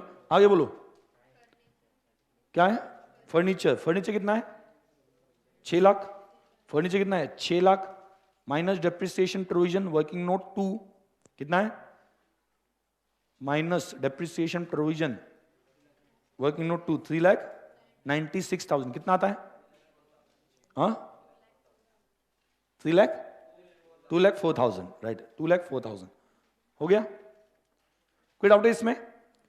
देखो हमने एसेट अलग में अलग अकाउंट में रखा नहीं था, तो हमने आज की पोजीशन दिखानी हो तो क्या करना पड़ेगा एसेट कितनी है और आज तक का डिप्रिसिएशन कितना है, तभी जाके आज की वैल्यू पे वापस वो आ जाएगा। क्लियर, आगे बोलो हाँ एक्सपेंडिचर इस साल का डिप्रिसिएशन प्रोवाइड कर दो ना, दूसरा इफेक्ट कौन देगा भूल गया ना, ठीक है। सेकंड इफेक्ट यहीं पे गलती हो जाती है मैक्सिमम केस में, सेकंड इफेक्ट कहां पे एक्सपेंसेस में, डेबिट साइड पे। 2 डेप्रिसिएशन, उसमें लिखो बिल्डिंग कितना, बिल्डिंग कितना 80, आज तक का प्रोवाइड नहीं करना, इस साल का जो एडिशनल है 80,000, एडजस्टमेंट में तो इस साल का ही बोला था ना 80,000, बाद में क्या है प्लांट है ना, कितना है 85,000, और तीसरा क्या है फर्नीचर कितना 60,000। Second effect complete. टोटल कितनी आ रही है, इनर कॉलम में लिखा था क्या, आउटर में लिखा हो तो टोटल लेने की जरूरत नहीं, आउटर में भी लिख सकते हो, इनर में लिखा हो तो टोटल लेके आउटर कॉलम में लिख दो। कितना आता है 2,25,000। आपने डायरेक्टली आउटर में लिखा हो तो कोई टेंशन नहीं है, 2,25,000 ना।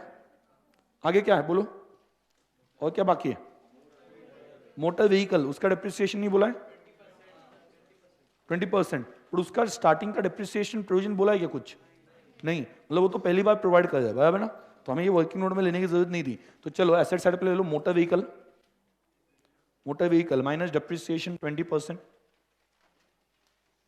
20% ना। मोटर व्हीकल कितना अमाउंट 1,80,000, उसके ऊपर माइनस डिप्रिसिएशन 20%, कितना आता है 36,000। क्या कंफ्यूजन क्या, क्या इसके नीचे क्या है, क्या बोल रहे हो, उसके नीचे 10% वगैरह है ना, स्टार्टिंग में नहीं, हर साल इतना प्रोवाइड किया जाता है। रेट ऑफ डिप्रिसिएशन क्या है, हर साल प्रोवाइड किया जाता है।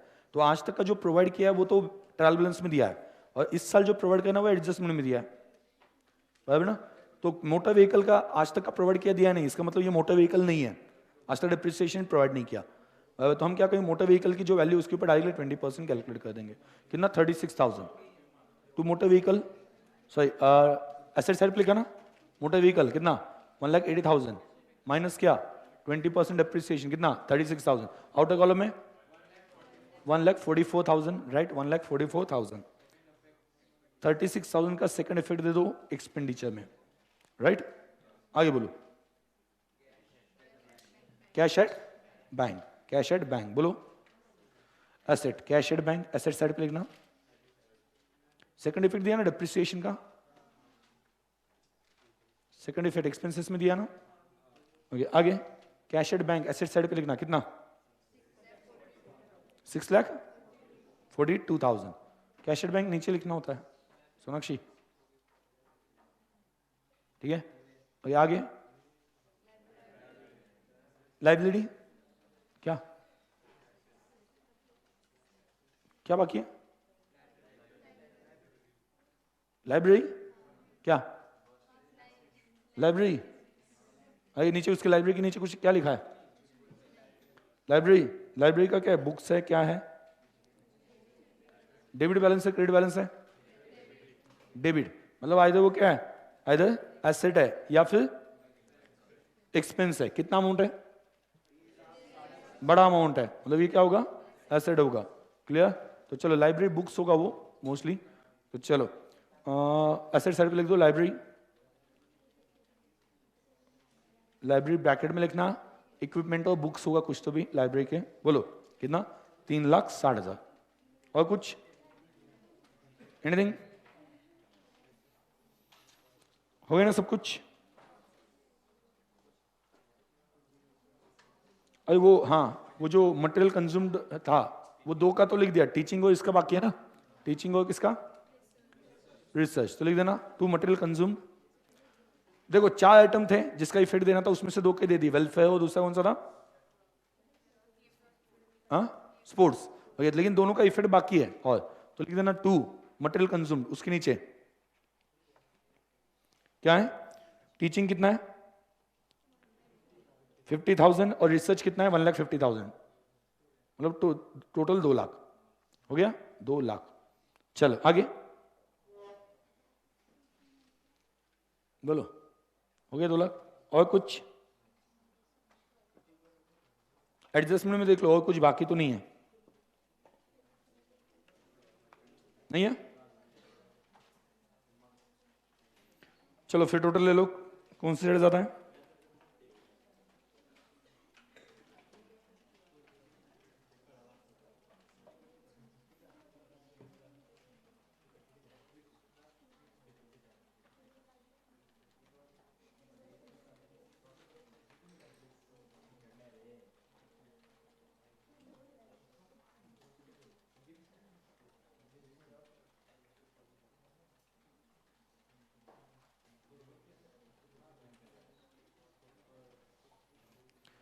चलो ले लो तो क्रेडिट साइड की टोटल।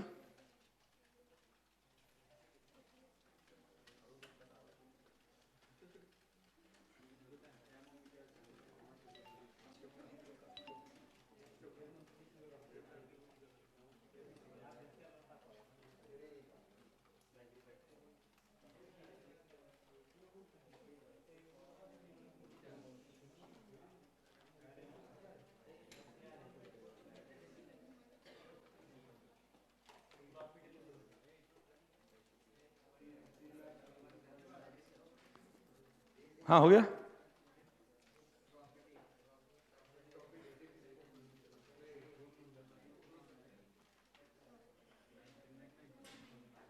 कितना बोलो, कितनी टोटल आई? 21,95,000 लिखो दोनों साइड पे। 21,95,000, 21,95,000 लिखा। तो बोलो उसमें से minus surplus excess of income over expenses कितना? 3,19,000 लिखो।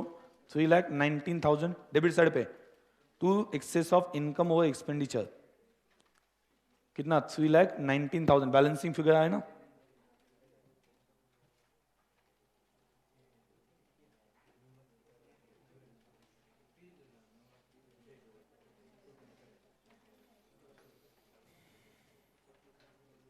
चलो आगे बोलो।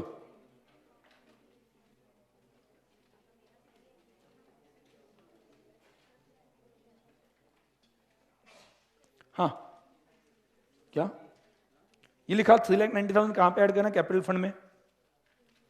कैपिटल फंड में ऐड करना है। टोटल लिखी क्या? टोटल कितनी आती है? टैली हो गया? टैली हो गया। तो टोटल 19,25,000 किसकी? कैपिटल फंड की टोटल है। 19,25,000 कैपिटल फंड की टोटल है, राइट? कैपिटल फंड की 19,25,000 आ गई। अभी दोनों साइड की टोटल ले लो। 61,10,000 कितना? 61,10,000, 61,10,000।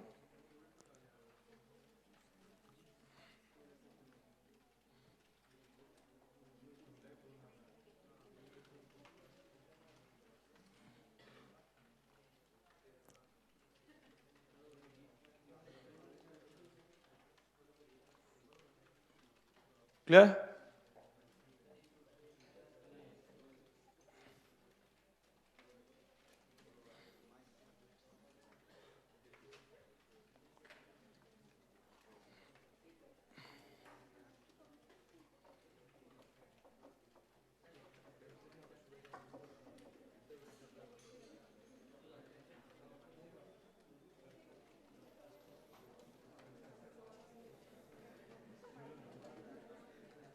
हो गया डली?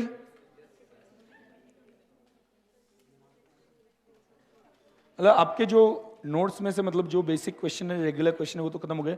अभी आपके आरटीपी एमटीपी वो जो क्वेश्चंस है, ठीक है, वो आपको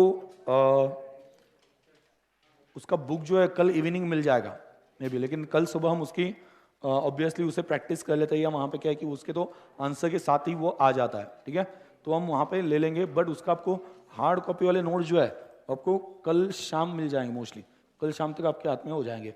कल शाम या परसों आफ्टरनून तक वहाँ पे मिल जाएंगे। क्लियर? आरटीपी एमटीपी मतलब मेरा टारगेट क्या है, मैंने आपको पहले ही बोल दिया। मैं आपका आपके पास से क्या कवर करवाना है, आपका जो मटेरियल जितना इंस्टीट्यूट ने बोला गया है पूरा कवर करवाना है। मतलब आपको आगे जाके ऐसा ना हो कि मतलब मुझे और भी कुछ पढ़ना है, आरटीपी भी देखना है, ऐसा कुछ भी नहीं करना है भाई। मतलब रिसेंट आरटीपी भी कवर कर लेंगे, रिसेंट अभी की, अभी जो आई वो भी हम कवर कर लेंगे। मतलब क्या है कि कुछ बचेगा ही नहीं। मतलब जाते वक्त आप बोल के जाओगे नहीं सर ने सब कुछ करवा के ले लिया, ठीक है? तो ध्यान दो। कोई डाउट है? हाँ बोलो। नहीं डाउट वैसे